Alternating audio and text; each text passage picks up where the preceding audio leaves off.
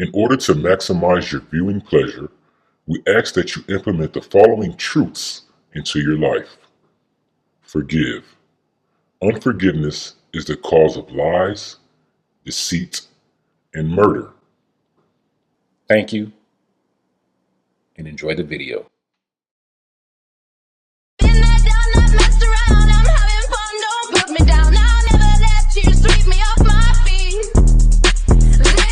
Teflon Don, I'm feeling bulletproof. Kevlar Yeezy, I'm feeling bulletproof. Saving the world, Superman to the booth. Look at the bird. Finish Scoozazoos, who asked you? This is that goat talk. This ain't got nothing to do with you. Empty the cell, they done let Hoover loose. Empty my closet, now I'm feeling bulletproof. So I took it over to Dove Charney at LA Apparel, and he founded Los Angeles Apparel.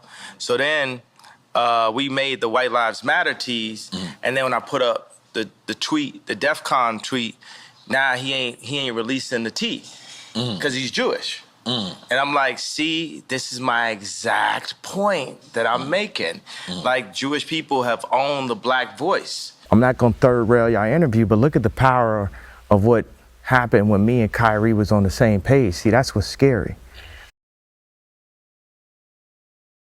Before we move forward, I would like to take a moment to examine the word devil from a biblical perspective. This is a screenshot of the Blue Letter Bible with a search for the word devil. As you can see, the word appears 38 times in the King James Version of the Bible, and its usage is straightforward.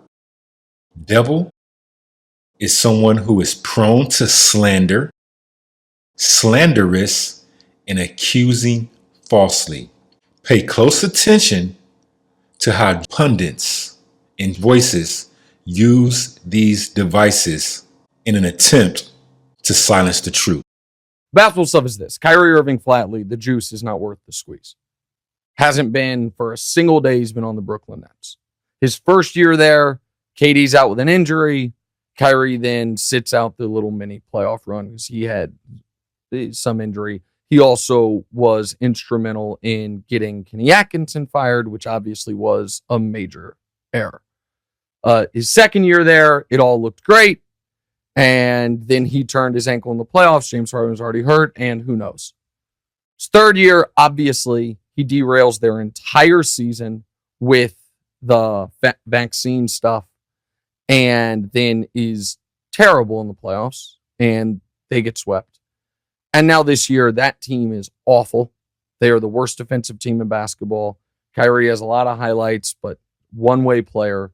And now already has created a just total storm around him.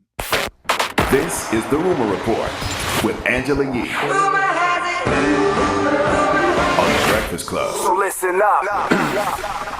All right, well, we've been talking about Kyrie Irving for quite some time now and the things that he has to complete in order to be able to rejoin the Nets. You know, he has to issue a verbal apology and condemn the film that he posted, share the apology on social media, complete sensitivity training, meet with Jewish leaders in the Brooklyn community, meet with Joe Tsai, who's the owner of the Nets, and make a $500,000 donation to anti-hate causes. Listen carefully as Leonard McKelvey, also known as Charlemagne the God, downplays the absurdity of the situation. Take note of how he sides with his overlords instead of the truth. He did a lot of that already, though, right? He apologized for it. He condemned some of it. Well, he did. He gave the money, but they gave the money back. He did meet yesterday with the NBA Commissioner Adam Silver, and they said it was a very, quote, productive and understanding visit. And according to reports, Adam Silver was furious with Kyrie after several opportunities to denounce anti-Semitism and the contents of the film. He said he would meet with him in person to address the matter. Because he's Jewish. And I'm like, see, this is my exact point that I'm making. Like, Jewish people have owned the black voice. Kyrie Irving better not post no shit up on the internet. But take your money, it ain't funny. Jewish culture won't forget. Kyrie Irving, don't you post nothing up on the internet. Well, take your money, it ain't funny. Jewish culture won't forget. Take your ass to Texas, make you find your exes. Better take your vexes. Charles sent the message. Better post no shit on our Amazon or Netflix. Niggas learn a lesson. Better say Black Lives Matter next time. Come see my Holocaust on my fucking mom. Here's another $500,000 fine. Yeah, it's the truth, but we all lies. Kyrie Irving. As a side note, if I may,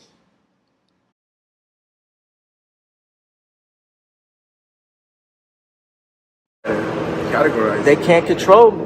You get what I'm saying? They can control Shaq. They can control Charles Barkley. I think the NBA dropped the ball. In what way? I think he should have been suspended. I think Adam should have suspended him. First of all, Adam's Jewish. You can't take my $40 million and insult my religion. They can control LeBron James.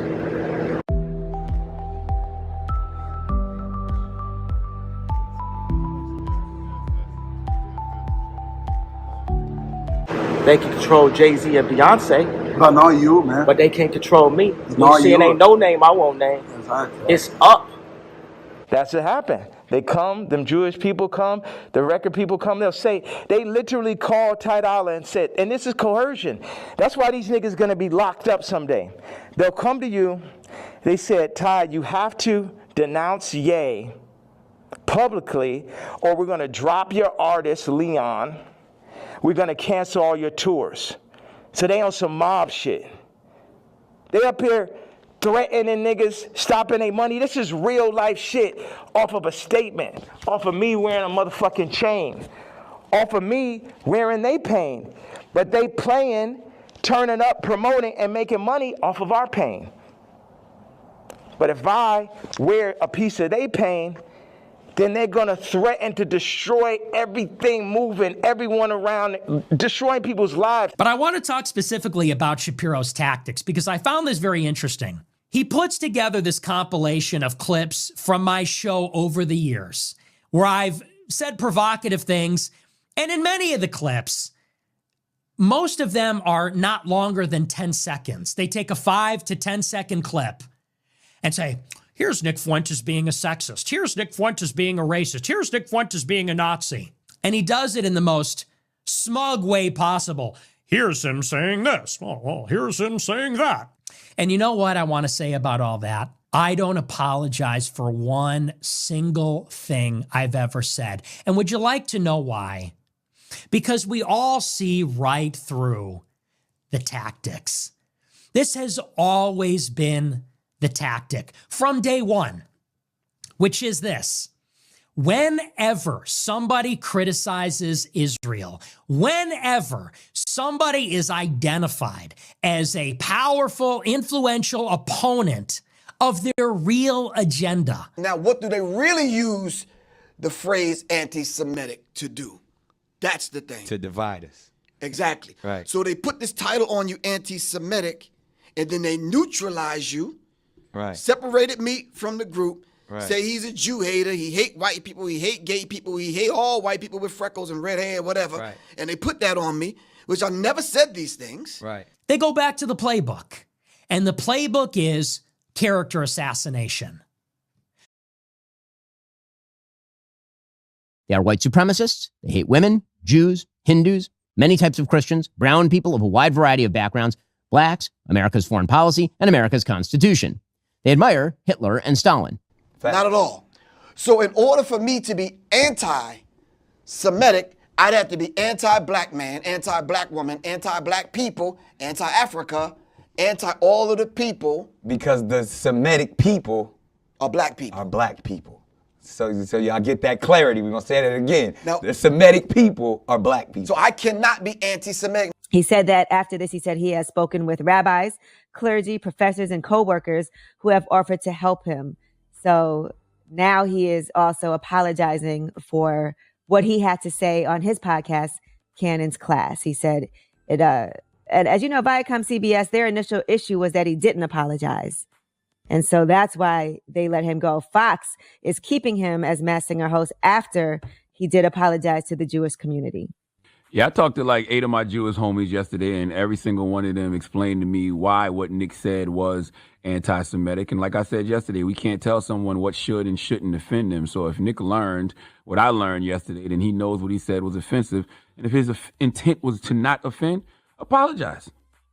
Listen closely as Mark Levin, a middle-aged Jewish man, tells Americans that they can't change the world. Listen closely as this middle-aged Jewish man tells you plainly that their lies will remain the cornerstone of life.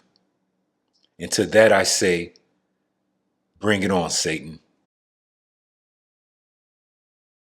And I just want the anti-American, anti-Israel, anti-West crowd to understand something. You're going to have to come through me and millions of people just like me, and you're not going to make it. You think your stupid little podcast, or your stupid little subscription program, or your little TV show, or maybe you have a little radio show, is going to change the world like hell it is, not if I and everybody else have something to say about it. Now, this message may resonate with many of you. However, there is a major contradiction. While Jewish political pundits such as Mark Levin and Ben Shapiro confidently boast their support for American ideas and values in the Constitution, Jewish rabbis share a different sentiment about Americans, the West, and Christianity. See the following example. Far-off land is going to come and go after the Western allies. Westerners are fighting, and they're going back and forth, and then this far-off country comes, and Edom falls to them. They lose. The Western countries lose this war. It's like they lost in Vietnam. No, very much not like that. Because it's all their armies, everybody, their whole sovereignty. Their sovereignty is going to be gone. So today, They will no longer be a superpower. God's going to come and save these China, whoever it is, and wipe out the Christian countries. Why? Because they destroyed the Second Temple. There's gonna be some more people that ain't scared. There's gonna be some more people that ain't scared, and they ain't really prepared, for this. And all you have to do is not be scared. God favors the brave. You ain't gotta fear nothing but God. And don't be scared about nothing they gonna bring out on you. This is that. You know what I'm saying? All the words and this tape, and we got this. Boy, listen, we got a community to raise up. We got a people to save. We have to make this different. We no longer slaves, bro.